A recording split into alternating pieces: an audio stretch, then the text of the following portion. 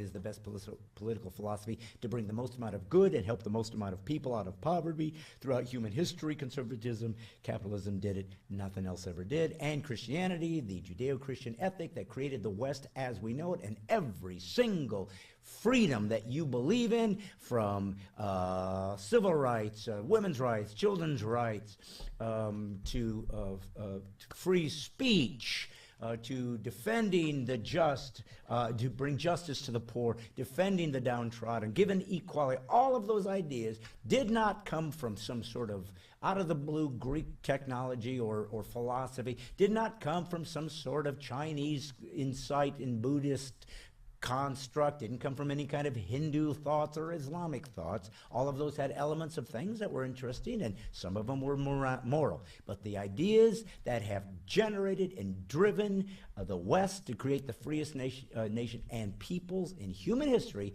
came from the Judeo-Christian moral ethics based on the fact that we believe in God, that he's rational, a natural order of things, so we can test them, they will be consistent. Thus, the modern scientific method was born only because of Christianity came into existence, and during the Renaissance is when the modern age of science. I know there were other belief systems over time that did some scientific things. They came up with some astronomical conclusions and did some mathematical things, not taking that away. But the scientific method, pure Christian, wouldn't have existed without it.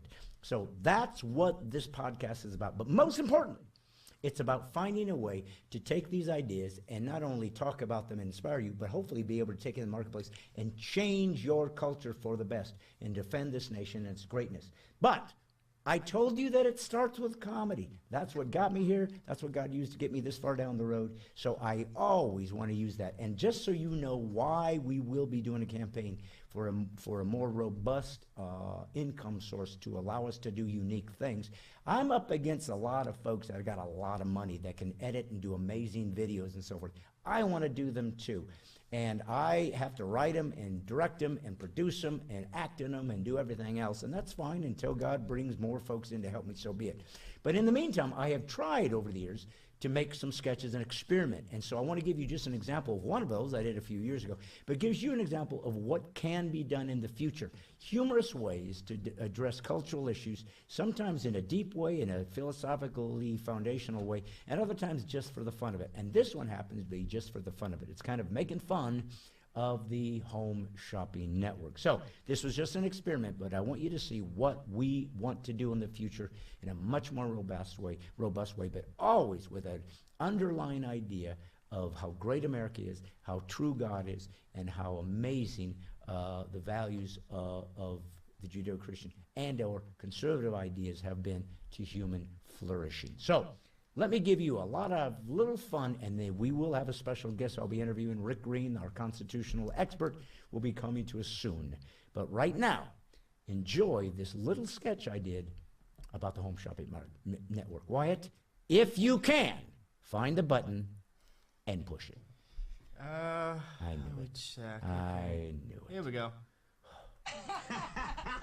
Ladies and gentlemen, welcome back to BSN. We have been selling a lot of great products this morning and have made a lot of homes very happy. And we're happy to be back into your living rooms with more great products for you to buy right up. Oh, we sure are, Vanessa. And you know, today we have for you 3 things every family should, no, must have in their home. Why don't we just go ahead and bring out product number 1? You sure? Yeah, before we even get, let's just do it. All right, here we are. Ladies and gentlemen, our first product. Are you ready for this? Hose water.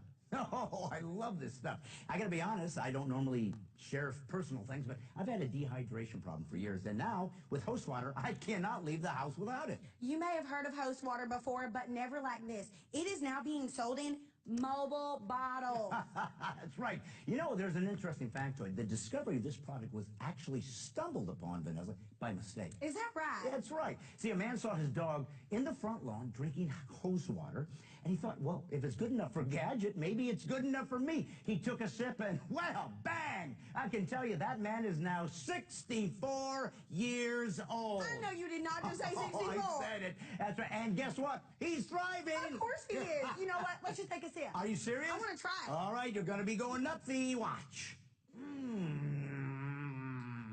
Oh. I gotta tell you, I have got to tell you, Ivan, this is not just a flavor, people. This is a feeling. This takes me right back to my childhood. Oh, it really does. And you know what, Vanessa?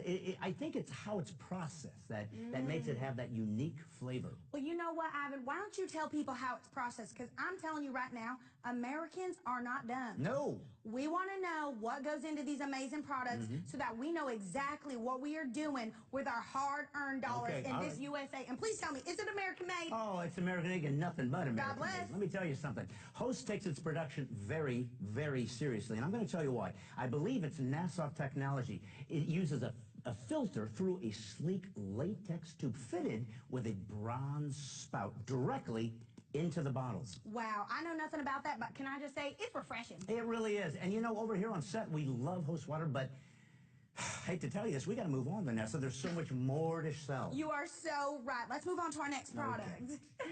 Now, let me tell you right now, this next product is going to blow you away. My husband himself is obsessed with it. You know, I know her husband. He's normally not obsessed with anything, but this is brand new. Am I right? That's right. This product has infinite possibilities. I got to tell you, I'm a believer. It's practical and a little on the creative side. It sure is. It's stout, it's durable, exterior is a no-brainer fix to any rip, crack, or tear. We're introducing the brand new, beautiful, metallic Duke tape. That's fantastic. This is absolutely amazing. I don't care what rip, I don't care what tear, I don't care what problem you might have, this will fix it. Let's say that your milk's gone bad or your steak's overdone. This is your answer. I totally believe that. My husband uses it on everything. And my son the other day, he made a wallet out of it. Oh. I know, he's so inventive. Little Einstein. He is. Okay. God bless him. All right, now I got to move on to my next product. We got to keep going. All right. Now, this next product is my absolute favorite. That's because this product is a breakthrough. It sold out over Christmas. I remember. And now it's back just in time for spring cleaning. Woo! Well, we thought this through, and we wanted to offer you 3 products for the price of 1. That will bring your home immediate value. Ladies and gentlemen, this is it. The brand new cord-barred box. Oh, my goodness. That is a tongue twister. Cord-barred box. Let's say it together. Cord-barred box. That is wrong. I didn't even pronounce it right. I know I didn't. Oh, my goodness. My favorite part about the cord-barred is it's mobile. It really does. It moves no matter how quickly you get around. You know, what I love is that it's a beautiful ergonomic design. It's good on its own. No added accessories. We've heard of consumers throwing tape for extra support, but we're telling you, it is independent. Ivan, just go ahead and show us how to use it. I want to see. Right. I want to see. I'll tell you what, even a blind man could do this. I'll tell you what, 1, 2, buckle my shoe, and there you have it, a complete ergonomically designed storage unit that anybody can use. And for all the moms back home, I had a tongue twister myself. That's my cord-barred box. I know it. For all the moms back home, let me just tell you what I like to do, because you're going to want this product as soon as you hear this little insider tip, okay? Yes. I go to my house, I fill it up with any items I got lying around as soon as it's in there, and I try to keep it in one category, like kitchen products, right?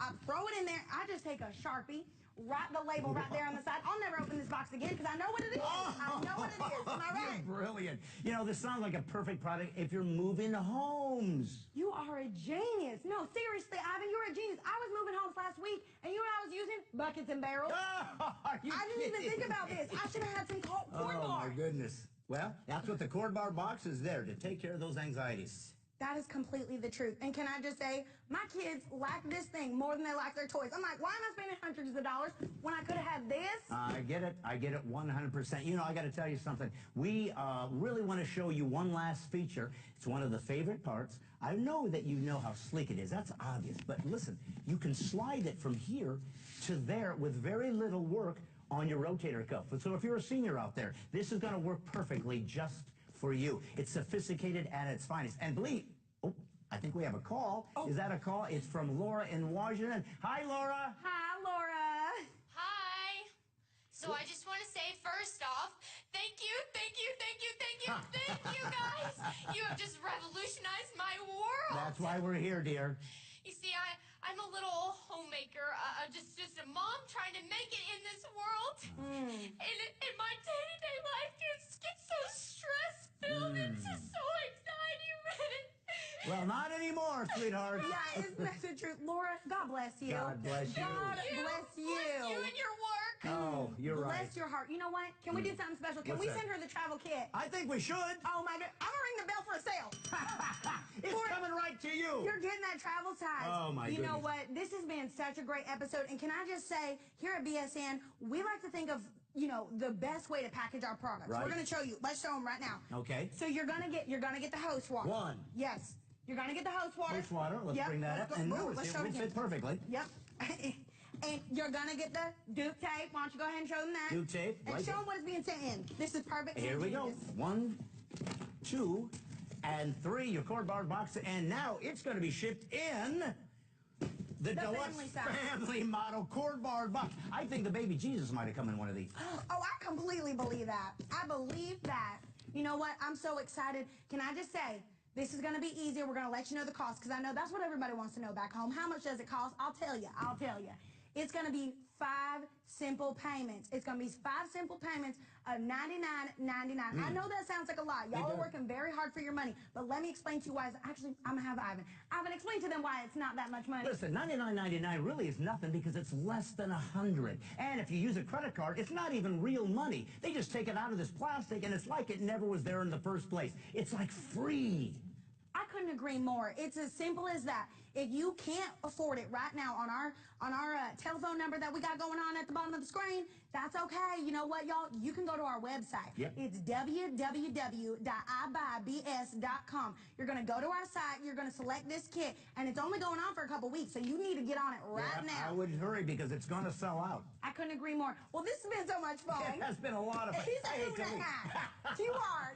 You're a hoot hat. Well, Okay. we'll see you next week. God bless all of you out there. We'll be Always. coming to St. Louis next weekend. All right now.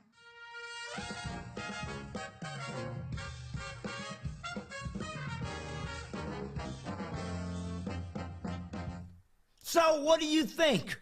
How are you going to survive without a cord-barred box? I know it's innovative, it's new, it's fresh. What kind of material is it? Space-age material. Using that and duped tape as well as hose water. Now this is just a funny little sketch that I did a few years ago when I was doing the original Stine Issues. Now, for those of you who are new, and that's probably most people, because the rest of people run fleeing in horror and agony who've watched in any length of time, except for people like Karin and Force Bainey and, of course, St. Nick, because they're on a work release program, so they have to, otherwise their ankle bracelets will give them away. But here's the thing. That, to me, is something that I have talked about for a long time. You know, when I first started out doing comedy many, many, many years ago, White, how many years ago was it? 30, I think. That's not your business. So what I thought would be important was to start doing comedy and seeing how well and how easily I could do something in front of an audience and make them laugh. Stand-up comedy. Maybe one of the most difficult performance arts you can have. It doesn't compare with working at Lowe's, I understand. But it is hard. It is truly a tightrope, always without a net. So I tried to learn how to be funny. And then over time, because of my Christian belief system, because of my conservatism, because of my patriotism, because of my First Amendment-ism, because of my originalism, because of my Second Amendment-ism, because of my desire to stand for something and to fight for freedom and free speech and religious liberties, my comedy just took a big right turn, and it turned into what it is now. And so I stumbled upon the podcast, and the podcast is growing into something even bigger because it gives me a way to, and again, my people that have watched regularly understand, and what I've tried to make clear is, this is really me. Oftentimes, and rarely, do you get the real personal experience of someone that perhaps you've watched and enjoy or listened to, whether they're a musician, whether they're a comedian, whether they're an actor. And yeah, you might see them interviewed in some kind of Tonight Show scenario or some kind of talk show, but you're still not getting the real intimate person where they're just kind of being raw and real and open. And that's what I wanted this show to be, because like I said, I think it's very important that you understand that people are all in the same boat. We're flawed, we make mistakes, we do the wrong thing, we say the wrong thing, We have character idiosyncrasies that we despise, that we can't fix, just like you. And again, I don't think of myself as a celebrity, but if celebrity means somebody that maybe you would recognize on the street that you wouldn't normally recognize your local plumber or whatever, I guess that's what celebrity is. Just more people recognize this person than those who don't. Well, that's what the performance arts do. They literally create a product, which happens to be you, bring in an artistic product, which happens to be your thoughts that come out as a song or as a dialogue or as a comedy monologue, and you come along with it. So people give you a status, give you a sense of value and uplifting that you don't necessarily deserve. And again, I'm not against being grateful and respectful for people that are talented at things. So I don't think that there's something wrong with me going up to a great musician and say, wow, I love your work, you are so amazing, yeah, I love your songs, they're so touching. Listen, if it's a skill and it's difficult and not everybody can do it, then why wouldn't we give them accolades? We should. We should be, thank you for what you did. Thank you for your inspiration. Thank you for singing a song that touched me and that talked about something that I've experienced, so I know what it meant. Nothing wrong with that. Nothing wrong with going to an actor and saying, hey, your portrayal of this character was very touching. It really moved me, and it was, scared me, or it made me want to be a better man. Or comic, oh, you say things that I want to say, and you're courageous, and it was so funny, and it was so true, and I've thought of those things. I always wanted to be a comedian, but I didn't have the courage. So we have all these reasons why we give these accolades to performance artists. And again, nothing wrong with it. It is a skill. Not everybody has it. It did take courage to get up there and do it in front of people, knowing you could fail and doing the best you could and somehow getting through. Not everybody does. So I'm not saying there's anything wrong with being grateful and giving accolades or just some nice commentary to someone who has given you something that has been helpful to you. Nothing wrong with that at all. But there is something about the performance artist that people see differently. I don't know why. I have some ideas. I read a book years ago called The Death and Resurrection Show, and what it was trying to explore was how did we ever even come up with the idea of a professional performer, right? We're used to going to a play and watching people do a story as actors, and it doesn't seem odd to us, of course. We were used to going to movies and watching them film people portray a story and so forth. People don't really die, they're not really getting shot, they're not really doing this, but we pretend like they are because it moves us. We're used to going to listen to a guy say funny things and we laugh. We're used to going and hearing a guy get his cello or his drums or his guitar and play music, and it's melodic and it touches us and it's beautiful. We're used to that. It seems normal. Yeah, we're going to see a performance. Where did that come from? We don't go sit and watch a plumber do his pipes. Hey, let's all get around, buy tickets, and go watch a guy with an Allen wrench and a monkey wrench do his work. We don't do that. We don't go and watch people, do ticket taking at the toll booths. We don't sit there. That's just their life being lived. But performance is designed for one group of humans to go watch another group of humans. Give them something that they connect to that gives them a sense of being part of the human experience and move them in some way. So the Death and Resurrection Show book explored how over the old time, thousands of years ago, during the tribal times and the village times, and oftentimes the nomadic stages and the tents and so forth that were set up in cultures and communities, they had a shaman. They had a witch doctor, a shaman, the magical man that brought the magic of nature into the community. They're the ones that would explain why there was lightning and thunder and what does it mean when the moon comes out and how are we going to get the crops to grow. They would tell the stories of the culture. What happened? Why did we get here? Tell the story of the great warrior that beat the tribe that tried to destroy them, and they won and they took over. And so we survived, and we tell our stories. So sometimes they would enhance those stories with creating these magical tricks, making things float or move or vanish or disappear, or creating some musical instruments and telling their story through song, because somehow that would stick in their head. Or they would play out in a play and a drama, because they didn't have written language oftentimes, so they certainly didn't have books or scrolls in many times. They had no way to categorize and forever record the history so it could be passed on. They did it verbally. They did it through telling stories or acting it out, recreating a real moment so the culture for the next generation and 10 generations and 100 generations would never forget something that happened on this date. And from that grew the idea of putting it on stage. You got to understand something about stage. Part of the reason why we give special accolades to people on a stage is the aesthetics. Now, you've probably not stopped and thought about it, which is why God invented me, because I do, and I'm going to pass it on. If you go and you sit down at a comedy show or a theatrical production, you sit in chairs to be comfortable, and you are willingly choosing to set yourself down, relinquish your autonomy, your freedom to come to this place, sit down, and let somebody else tell you a story. Keep in mind, you're below them. Now, I mean that literally, not as a human intrinsically below them, but you are below them because the stage is always higher. Why? Well, it's so people can see in the background. We need to raise the stage so that, and that's why they have tiered seating too, by the way, so people can see. But it puts the person on stage in a higher platform or a position of dominance. They literally are higher, larger, bigger than everyone else. What else do they have on stage?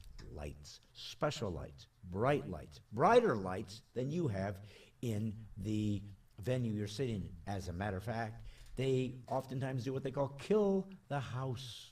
They literally diminish the lights that are above you so you can see, so that we can have a lights, a wash, a general wash over the stage to create the illumination that makes that person up there more visible, almost a shining, deep clarity that you're not going to have.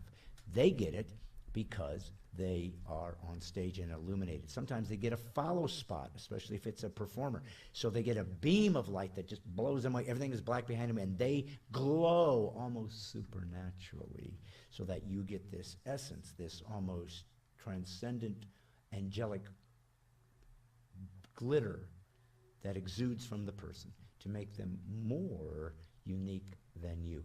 They have a microphone. What does that do? It allows their voice to be sent to the back of the room. It allows their voice to be much more powerful with bass added and treble and sometimes reverb, so it has this deep cave-like resonance like God Almighty at the Ten Commandments. It allows them to dig into that mic and speak hard words that blow through the whole venue and are much bigger and brighter and louder and more powerful, more robust than you could ever begin. So they have the voice of God. They do and say whatever they choose because it's their show. They walk back and forth wherever they want. They might even walk in the audience if they want to and come back. They control you as though each one of you out there is an individual orchestral instrument. There's a tuba over there. There's the cello over there. Piccolo's over there. There's the xylophone over there. Wyatt, there's probably some musical instruments that are very obscure that I haven't used yet. What would you call those? Well... Glockenspiel? I was going to think more clave. Clave. What does that do? I don't know. Okay. Anything else? I mean, one you've probably heard but don't really think about. Woodblock. Woodblock? That's a good one. Just click, click, Yeah, click. it's basically a cowbell but with wood. Oh, so that would be because wood doesn't melt like a cow does. No, well, yeah, basically. Usually it was meant for like island sort of tribes where they were near volcanoes. It was really hot. Had to make sure your equipment stayed in good shape so you can fireproof. I love that.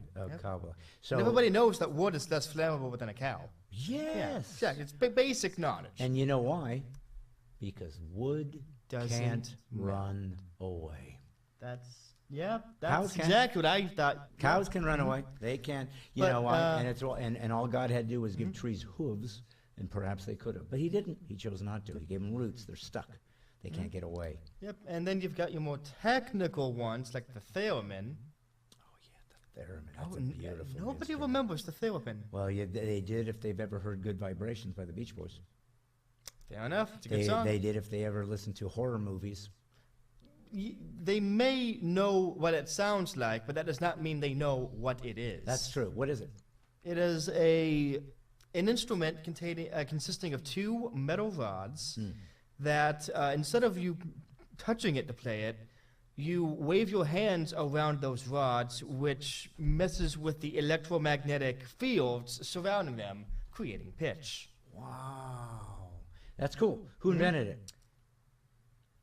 it? Reginald Theremin. Reginald Thurman. Yes. So, folks, for all of you who are concerned about Reggie Thurman not getting his just desserts, he is the inventor of the theremin. Now, you realize, as we all do, he made that up on the fly. He's completely lying. Well, he didn't invent it. But somebody did invent it, I think in the 20s, I'm going to guess. And it did end up in spooky music, but it did end up in some orchestras when it was first coming out because it was so unique. But it also ended up probably most famous in Leon Theremin. Leon Theremin. In 1928. 1928. So I was right about the 20s. Yep. I was right about his first name not being Leopold, whatever you called it. But I was close. Yeah. I did know that he had a first name, which is did. close to me. Yeah, and I'm shocked that his last name was Theremin. I wasn't. Why? If you invent something and you don't name it after yourself, well, you weren't born in the 20s. Wyatt, are you kidding me? You've never heard of the Stine Spiel? Oh, yes. I think I saw that on a documentary of long forgotten things nobody cares about. Just because they forgot it doesn't mean it's not beautiful and valuable and necessary. Just because they... It's two of those three things. Listen, the Stine Spiel is a very abstract, unusual instrument, and I'm not even going to talk to You know I'm looking up if that exists, and I'm going to prove to the audience that it doesn't. You're telling me that you don't believe there's such a thing as a Stine Spiel that I invented? Oh, that you invented? Now I know it's That's not right. why it's called a Stine Spiel. That was the point. You didn't get that I was joking about me making up my own version. I thought it was based on our last name. Oh, it was. That was what I was making a joke of, and somehow you didn't get it. Folks, listen. I brought up the idea of performing, and I gave you that sort of idea of how we create the illusion of a superior presence to give you the desire to be sucked into the reality, the suspension of disbelief in creating the illusion that this is a beautiful and a miraculous, transcendent experience so you can enjoy coming to see comedy or music. So and obviously Wyatt is chomping deeply at the bit. So there is tell me no such thing as a Stine Spiel, as I thought, but when I looked it up online, I did get this review for a video game called Stone. Okay. Now, if you were to think what a game called Stone would be about, well, Yeah. what do you think it would be? I'd say it's a game that deals with people finding different types of stones, and depending on what type of mineral and rarity, they get more points based on how much it's worth, as opposed to finding basic old river stones or perhaps gold or even uranium, something of that nature. So it's really a hunt of nature and the rareness of those things, getting points for the value therein, and then building themselves some kind of final dwelling space later with the remains of the more simplistic rock that they stack to make some kind of walls out of. Wow. That's the amazing. Yeah. Everything you said was wrong. I don't think it was wrong. It was perfect. No. So, the game Stone is obviously about a koala detective solving mysteries. Oh. Because, of course, when I think Stone, I think fake bear that eats leaves in trees. Yeah, that's a stone, right? Why do you call him a fake bear? Because panda bears are marsupials. They're not actual bears. Oh, it's a panda bear. No, koala. It's a koala. Okay. So koalas are marsupials. Yeah, they're not bears. Then why do they not call them koala marsupials? I don't know what to say to that, Yeah, honestly. I'm trying to think what the joke was. I would think the only thing I could settle on is the joke is that the fact that the person who said it was you. Listen, if you, who are this Lowe's working incompetent on my board, knows that a koala is a marsupial, not a bear, why in the world wouldn't koala folk or bear lovers or people that enjoy those things which eat leaves not sort of rename it? For crying out loud, we've renamed the Cleveland Indians to the Cleveland Guardians because we didn't want to somehow offend Native Americans, and yet we don't mind offending marsupials who are saying, excuse me, don't give them credit for our cutest version of ourselves. Koala? Yeah. Cutest version? Do you know anything about koalas? At all? What marsupial is cuter than a koala? Do you know what koala means in Aborigine? Yeah, it means I'm too stupid to eat anything other than this plant that is literally poisonous to me. Eucalyptus. Yeah, eucalyptus is toxic to koalas. It is the only thing that they basically eat. Maybe that's why they call themselves bears. Their They mind is clouded. Koalas and are they think the they're dumbest Maybe animal they are ever. tripping on some kind of psychotic mushroom-like LSD experience because of the toxic leaves of eucalyptus, which is what they eat. And so they think they're bears. They go around like they're bears. All they know is they have a pocket in their tummy. Jellyfish who have no brain are smaller than koalas. Really? If you were to show a koala a eucalyptus tree, take off the leaves on it, put it in a bowl, and put it in front of them, they will not recognize it as food. Okay. They are dumb. So not only are koalas not bears, and they don't admit it, but they are stupider than jellyfish. They spend like 20 hours of their day sleeping because they don't have any energy because they don't eat anything with nutrients in it. What? What is so stupid about sleeping for 20 hours a day? I mean, seriously, it kind of sounds nice. Well, listen, all I'm saying is that if I was sleeping for 20 hours a day, this podcast wouldn't be happening. Wyatt, that's still debatable. You'll find somebody else who can mindlessly push buttons until something works. Listen, I hope you guys appreciated the little lesson on the performance arts and how they are created and crafted to give the illusion that you are a superior human being, thus giving you credit. What's wrong, Wyatt? Because our guest is unfortunately running late. Yes. I wanted to check my messages because I had some new ones, and clearly you were running your mouth right time. Yes.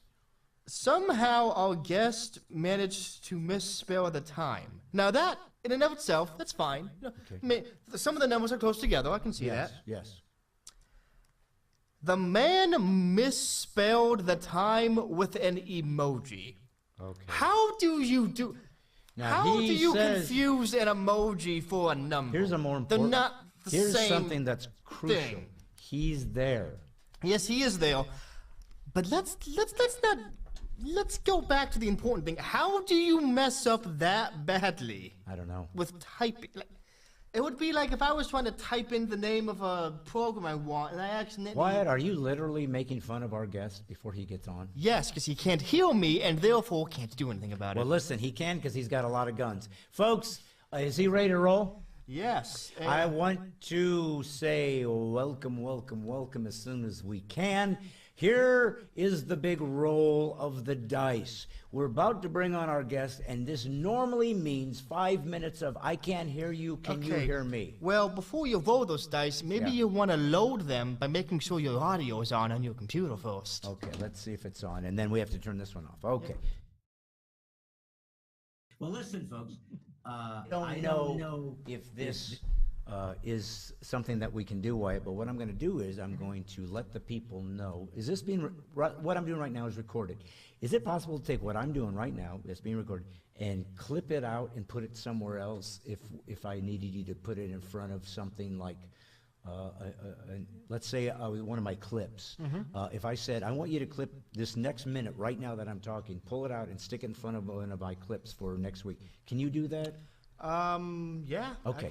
I'll get the software to do that. Perfect. That's all I wanted to know. So this seems a little weird to you guys, but for those of you who saw Rick's interview, I've realized that it was lagging like it does. Now, maybe it won't look that way when it shows up, but it seems like it always does. I don't know if we can fix that, but if we can't, it's very disconcerting and confusing. So I'm leaving you guys this little presentation right now that Wyatt is going to clip out and put in front of the interview so that if we need to let you know that because of our technical limitations, and we're still trying to work them out, one day hopefully we will, the interview you're about to see with Rick has some lag. You're going to see him talk, but you're going to hear it, but his voice is not going to be in synchrony. I'm not going to be synchrony. It's going to be difficult. You might have to just shut your eyes and listen. It's very, very, very important that you hear this interview and what's about to be said.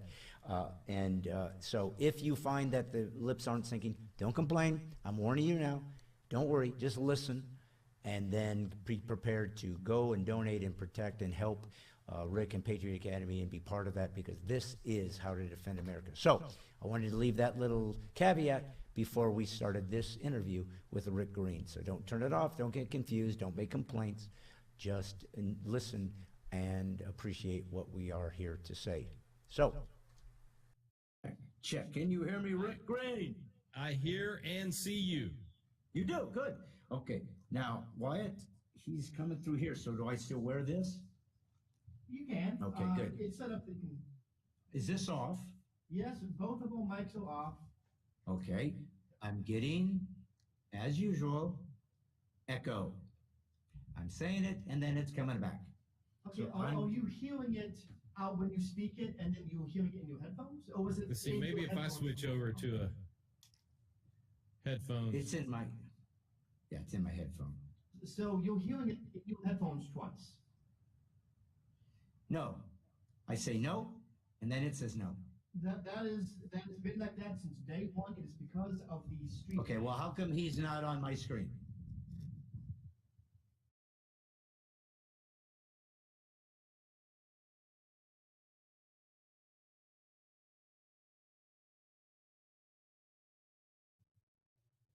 But now I can't hear Brad. Oh, there he is. And I mean, it's the. Oh, Can you hear me now? Now I hear you. Okay. Now, let me see. Speak again, Rick. I want to see if you're coming out without phones. Can you speak for a second? Okay, let's see. I do hear an echo coming back, and I also see a real big delay with the So, video. try again. Yeah, you should have volume set All up. right, I'm gonna switch my Yeah, camera. no, that's just unfortunately because of the software we're using. All right, Rick, can you hear me? Okay, see if the lower resolution camera has less delay. But you How's can that? hear me? I do hear you, Okay. And you see me? and I see you. That's the unfortunate part. Yes. All right, so let me explain this to you guys quickly. First off, one of your favorite interviews, the Constitution coach to dominate all Constitution coaches, my friend, my partner in crime, my fellow patriot, and one who also is secretly trying to escape the IRS scrutiny. Rick Green is with us. Rick, how are you, my friend? Hey, Brad, good to see you, buddy. Thanks for having me back. Well, I always have you as often as I can because you are an expert on the thing that is literally the only fabric left that's holding this nation together in cohesiveness, by which we're all supposed to obey and give respect to, is this Constitution. So that's why I love to bring you on, because I want my people to understand it, to know what their rights are, and when they're being, battled or being stripped away, or even sort of surreptitiously being sidestepped We need to be onto that, and we need to, as warriors, stand up and immediately take back our ground. So that's why you're here. So there's been a lot of amazing things that have happened to us in the last few months that we discussed when they first happened. Of course, Roe v. Wade being the big one. But there's something that has been really troubling me lately, and it's something that you, I'm sure, are very aware of, and I wanted to get your take on it. And it has to do with something I've been watching happening probably for a couple of years here.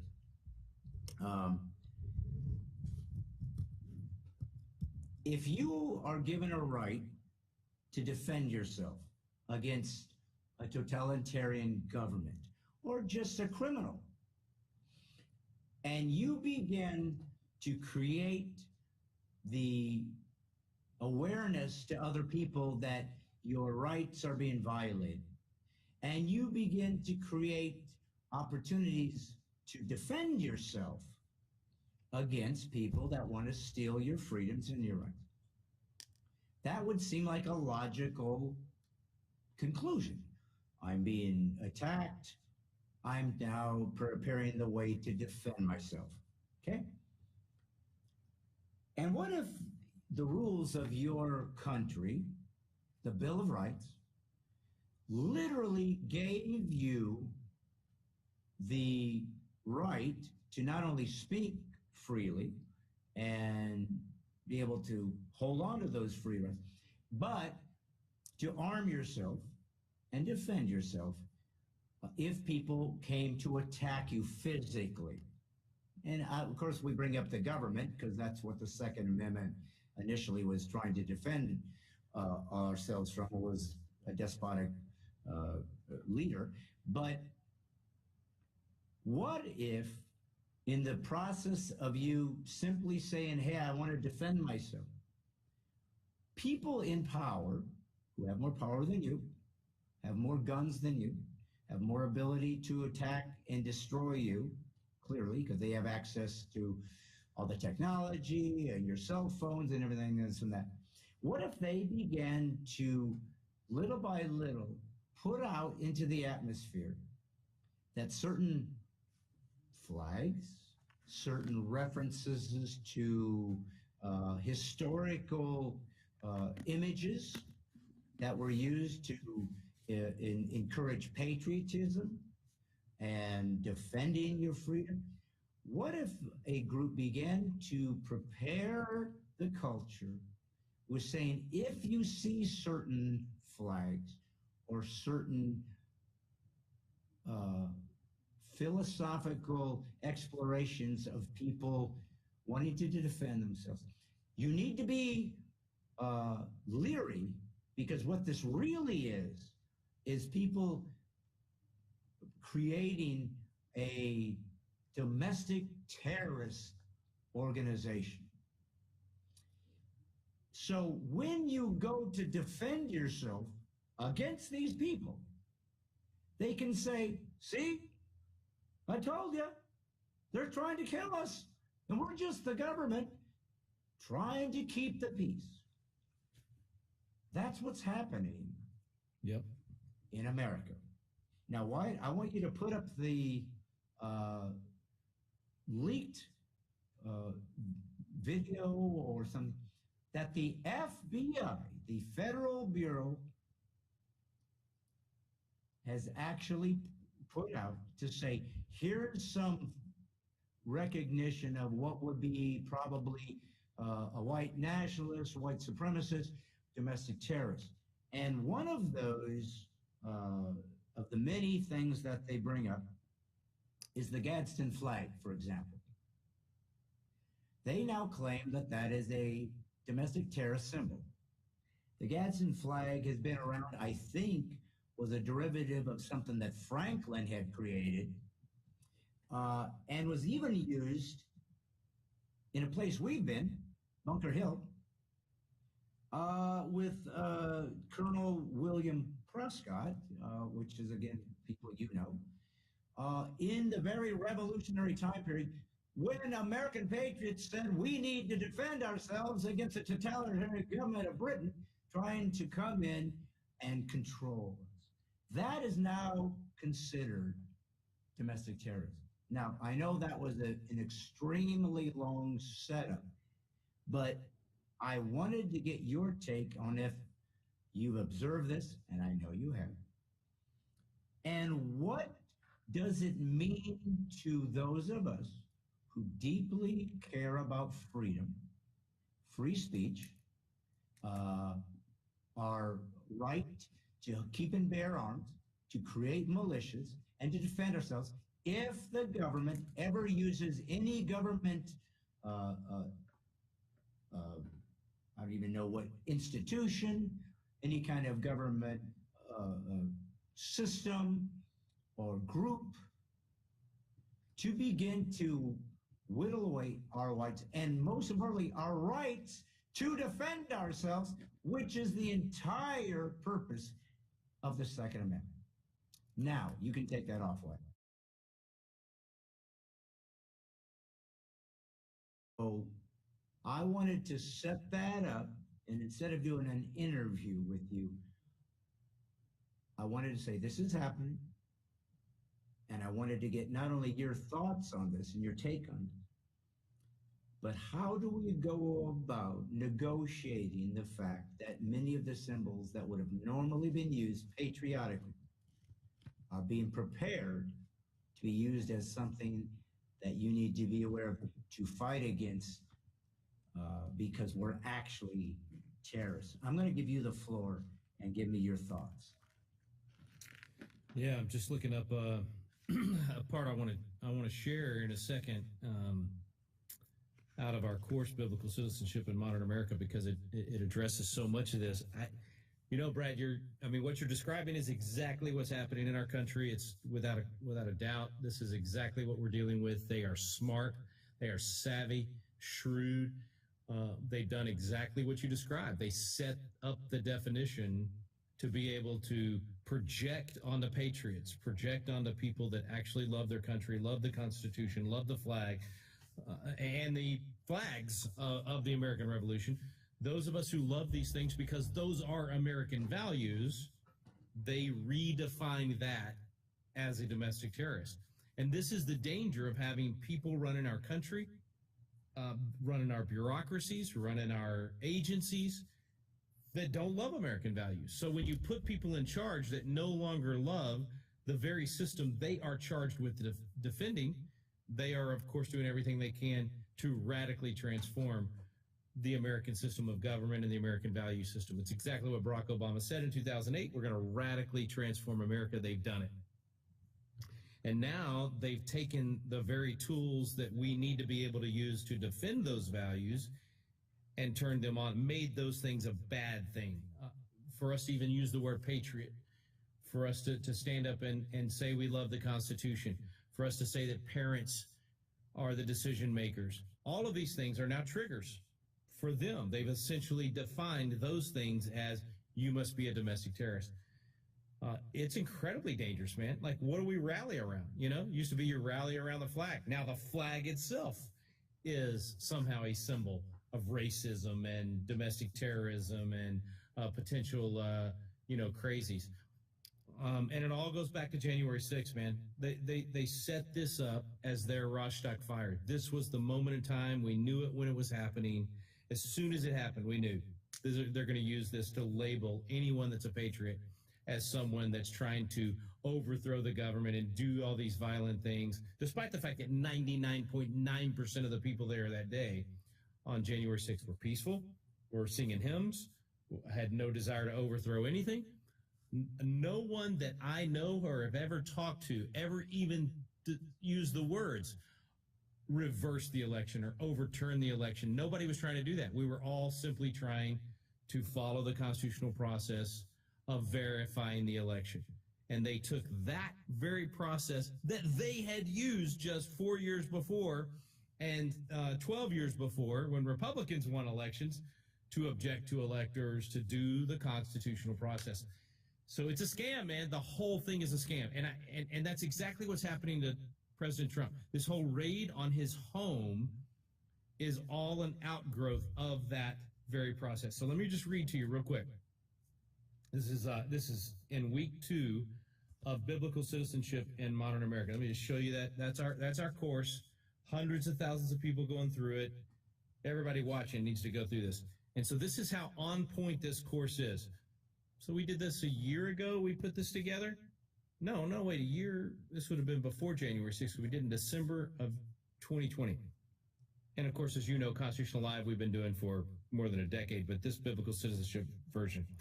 David Barton teaches in the second week on this very subject. Now just listen to this quote and think about the raid on Donald Trump's home. So this is a guy named James Otis. He's basically a grandfather of the American Revolution. So in other words, he's not a founding father, he's a father to the founding fathers. In 1761, he was talking about the Castle Doctrine. Now, Brad, you and I have talked about the Castle Doctrine in terms of the Second Amendment, right? That you have a right to defend your home. It's much broader than that. It's not just right of self-defense. David Barton teaches this in our second week of biblical citizenship. Here we go. He's speaking out against what they called writs of assistance. These are documents that violated the laws of nature and nature's God. And James Otis summarizes it by saying, listen, a man's house is his castle. Here's what James says. I will to my dying day oppose with all the powers and faculties God has given me all such instruments of slavery and villainy as this writ of assistance is. It is the worst instrument of arbitrary power and is destructive of liberty and the fundamental principles of law. One of the most essential rights is the freedom of one's house. A man's house is his castle, and these writs totally annihilate this right. It is a power that places the liberty of every man in the hands of every FBI agent. Okay, he didn't say FBI agent. He said it is a power that places the liberty of every man in the hands of every petty officer. That's his words. That's an FBI agent today. Who may reign secure in his petty tyranny and spread terror and desolation around. Both reason and the Constitution are against such writs. What's a writ of assistance? It's a general writ. It basically says, go to Brad Stine's house. We think he's a bad guy. We're not sure what he's doing that's wrong. We're not sure what you need to find, but just go search the whole house until you find something that he's doing that's wrong, and then we'll charge him. So Founding Father John Adams would later recall that speech by James Otis in this way. American independence was then and there born. 1761 he's talking about, 15 years before the Declaration. Every man in the crowded audience went away, as I did, ready to take arms against writs of assistance. Then and there was the first scene of the first act of opposition to the arbitrary claims of Great Britain. Then and there the child independence was born. In 15 years, namely in 1776, he grew up to manhood and declared himself free, meaning the child independence. The Fourth Amendment specifically says you've got to give a specific warrant. It has to be a warrant saying, where are you searching? What are you searching? What specifically are you looking for?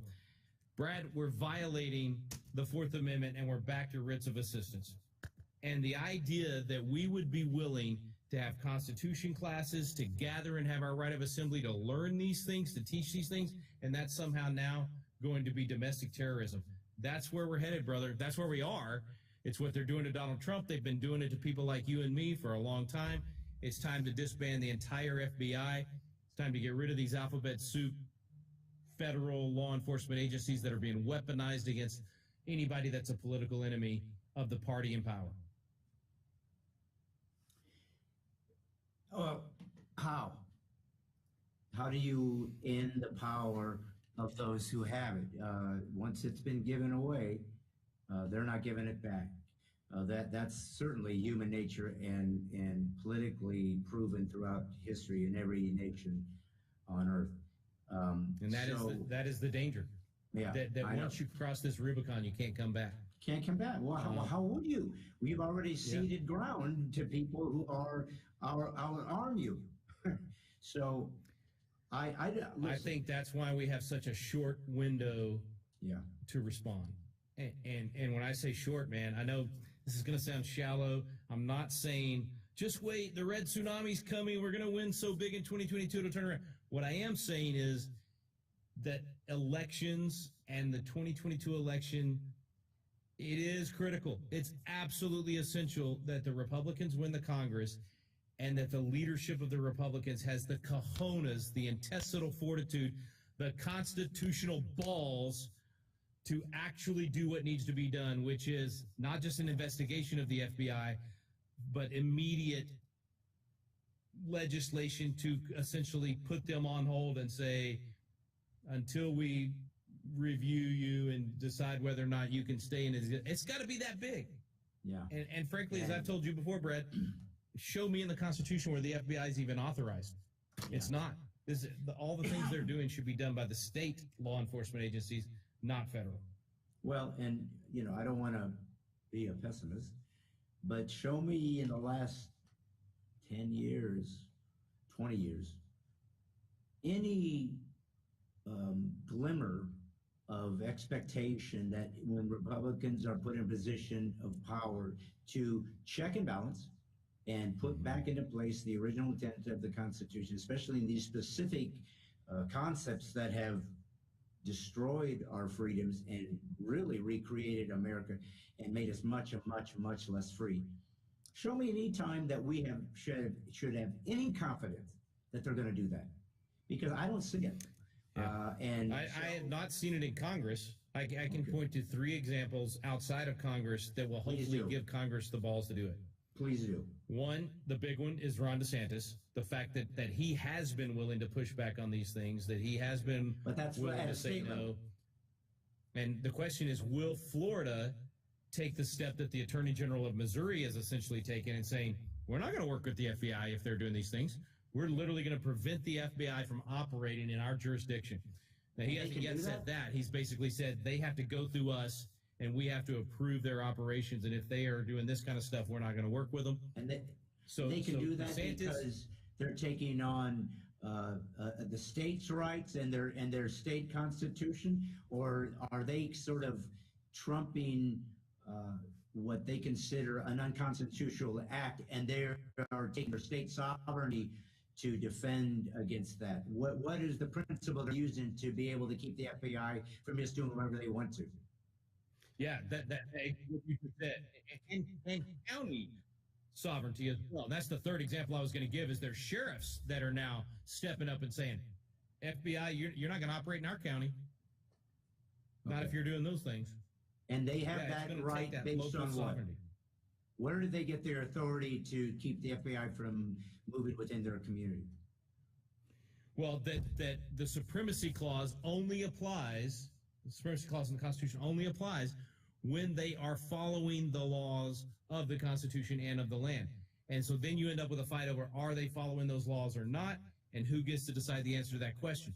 In the meantime, during the process of asking that question at the federal level and federal courts and convention of states and all those things, at the local level, you have to be willing to stand up and exert the muscle to say, no, we don't think that's constitutional, and while we're on appeal of that thing, you will not operate in our county or in our particular state. That's what's going to have to happen to stop the abuse of power. Okay. Well, listen, I mean, I'm sorry that my apprehensions are validated. I certainly am. No, you should be skeptical. Yeah. And pessimistic based on what we've seen in the last, not just 10 years, you said, 20. I mean, it's 100. Yeah. 100 years. Yeah. I suppose since probably the 20s, progressivism started gaining a foothold. Well, listen, that's really what I wanted to explore with you, because you're such an expert on all areas of the Constitution, but I think where you're most valuable right now is dealing with these existential realities that we're actually fighting. Because what good is it to have this beautiful history of our nation and to talk about the intricacies, the nuances of each independent amendment and constitutional right? What good is it to explore that and raise our flag and hoorah about what great this nation is? The moment it's no longer free and is controlled by a despot, it's all gone. There's nothing to talk about other than, do you remember once when we were free? So I just wanted to see if there was something I was missing, and most importantly, was there any hope? And you've given us some. There is something. Yeah, yeah.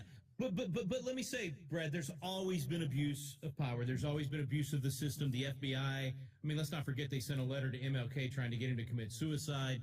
There's always been abuse of power. I don't think in our nation's history we've seen it to this level. We've certainly never seen the president of the United States have his home raided, but I think it's beautiful. I think they've exposed the rot that's been underneath, the harassment that they have been doing for the last year and a half of anybody that was at January 6th, whether they went in the Capitol or not, whether they did anything wrong or not, the harassment, the abuse, even the ones that did something wrong, right? That deserve prosecution, but it should have been blind justice equal to the prosecution of the BLM and Antifa rioters that burned our cities for 7 months. The abuse of these people for a year and a half, not allowed to shave, not allowed to shower, not allowed to clip their... I mean, it's been evil what they've done to these people in the gulag of Washington, D.C., and evil what they've done in their homes at 5 o'clock in the morning, raiding them with flashbangs. It's been awful. But because they were regular citizens like you and me, nobody in the media is reporting it. The raid on the president's house, everybody's seeing that, and that is causing people to wake up. Yeah, well, and just like with the Corona cult, it exposed things. So there was a silver lining if we cling to it, that the corruption and the fact that there's bigger powers than we understand worldwide coordinating to control the populace is exposed, and we're onto them. So will we have the courage? Will we have the